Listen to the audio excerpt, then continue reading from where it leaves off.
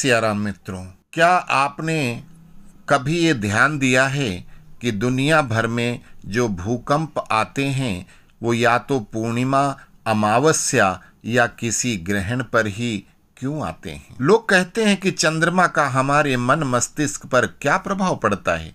चंद्रमा मन को प्रभावित करता है और उन सभी अवयवों को प्रभावित करता है जो द्रव लिक्विड के रूप में हैं। चंद्रमा ही कारक है प्राकृतिक आपदाओं का। इसी हेतु प्रलयंकारी और प्रलय के अधिष्ठाता भगवान शंकर चंद्रमा को अपने शीश पर धारण करते हैं। क्योंकि चंद्रमा को साप एक बार गणेश जी ने भी दिया था और चंद्रमा उनसे डरते हैं, उसी हेतु ज्वालामुखी के मुख पर श्री गणेश को बिठाकर उनकी आराधना की जाती है कि यह चंद्रमा द्वारा ज्वालामुखी के क्रियाशील होने को बाधित करेंगे। आज भी मुस्लिम देश होने के बावजूद इंडोनेशिया में गणेश जी की मूर्ति ज्वालामुखी के मुहाने पर पूजनीय है। इसीलिए हमारे यहाँ पूर्णिमा और अमावस्या पर विशेष प्रकार के नियम और सिद्धांत बनाए गए। दशमी आते ही व्रत उपवास के नियम शुरू हो जाते हैं।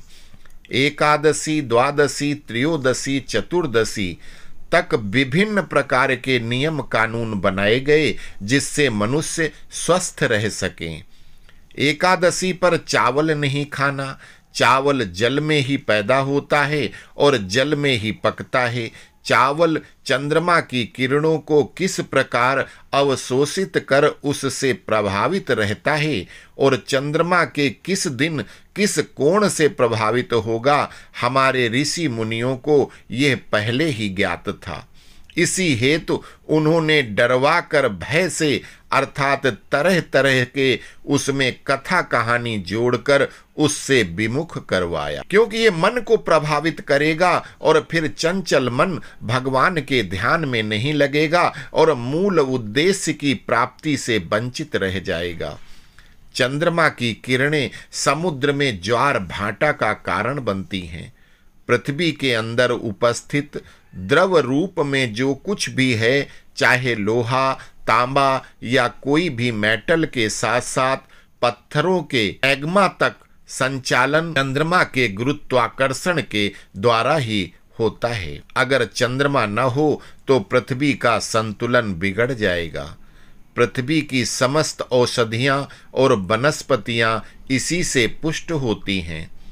कोई भी साधना या विशेष अनुष्ठान करने के लिए भी अमावस्या, पूर्णिमा या ग्रहण काल उचित बताया गया है। ये चंद्रमा इतना प्रभावित करता है कि ये व्यक्ति को महान बुद्धिमान भी बना सकता है और ये जीव को पागलपन की स्थिति में भी ला सकता है। इसीलिए पागल व्यक्तियों को लूनाटिक बोला जाता है। लूनर का अर्थ चंद्रमा से है। पागल खाने को भी लूनाटिक असेलम बोला जाता है। हमारे यहाँ से बहुत सी पुस्तकें बाहर ले जाई गईं और उन्हीं पुस्तकों से ज्ञान प्राप्त कर वेस्टर्न ने यह नाम दिया। ऋषि दुर्वासा के प्रभाव से जब राजा दुष्यंत शकुंतला को भूल जाते हैं तो ऋषि कर्ण उसे चंद्रमा की आराधना करने को कहते हैं। कासिंग सिंड्रोम नामक बीमारी, जिसमें व्यक्ति का चेहरा मून लाइक हो जाता है, जिससे मंद बुद्धि और दिमाग का हल्कापन भी होता है, उसका भी कारण चंद्रमा है। इसलिए इन सब से बचाने के लिए हमारे शास्त्रों में अमावस्या, पूर्णिमा के दिन स्त्री से सहवास, सेक्स को वर्जित बताया गया है। इस दिन गर्भाधान करने वाले बच्चे या तो अपंग या मंद बुद्धि पैदा होते हैं और पूर्णिमा के दिन पैदा होने वाले बच्चों में विशेष प्रकार का गुण पाया जाता है। अधिकतर संत या महापुरुष का जन्म पूर्णिमा के ही दिन होता है, लेकिन सभी का नहीं। चंद्रमा अगर खराब होते हैं तो उन जातकों का मन चंचल होता है। इसी हेतु उन्हें मोती जो जल से प्राप्त है और श्वेत वर्ण होने के कारण चंद्रमा का द्योतक है उसे पहनाया जाता है। इसीलिए चंद्रमा को ऐरा गैरा न माने। इसका प्रभाव इस पृथ्वी के समस्त जीव, चाहे वो चर हो या अचर हो, सब पर होता है। इसलिए अपने शास्त्रों की बात मानते हुए उनका अनुपालन करें और सदा एक बात का ध्यान रखें, भज गोविंदम भज गोविंदम गोविंदम भज मूढ़मते गोविंदम भज मूढ़मते। सनातन धर्म के विज्ञान को समझें, अंधविश्वास से बचें, सच को समझें, जानें।